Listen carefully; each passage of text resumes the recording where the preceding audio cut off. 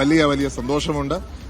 രാജ്യത്തിന്റെ മുഴുവൻ ആഗ്രഹം, കേരളത്തിന്റെ ആഗ്രഹം നിറവേറിയാൽ അതിയായ സന്തോഷം. പക്ഷേ ഇതാണ് നമ്മുടെ രാജ്യത്തിന്റെ അവസ്ഥയെങ്കിൽ നമ്മൾ എങ്ങനെ മുന്നോട്ട് പോകും നമ്മുടെ ഓരോരുത്തരും ചിന്തിക്കേണ്ടതാണ്. ഇന്ന് കന്യാസ്ത്രീകളാണെങ്കിൽ നാളെ നിങ്ങളാണ്, ഞാനാണ്. അതാണ് നമ്മുടെ ചോദ്യം.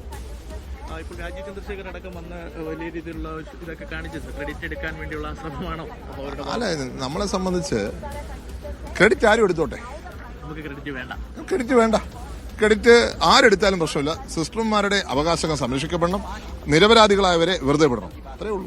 ഇനി ചോദ്യം NIA കേസായിരിക്കുകയാണ്. ആ കേസ് റദ്ദാക്കാൻ സർക്കാർ എന്ത് നടപടി എടുക്കും? അതാണ് ചോദ്യം. ഛത്തീസ്ഗഡ് BJPയുടെ നിലപാട്, ഇന്നത്തെ നിലപാട് വെച്ചത് തോന്നുന്നുണ്ടോ? അല്ല, ഛത്തീസ്ഗഡ് BJPയുടെ നിലപാട് നമ്മൾ കണ്ടു.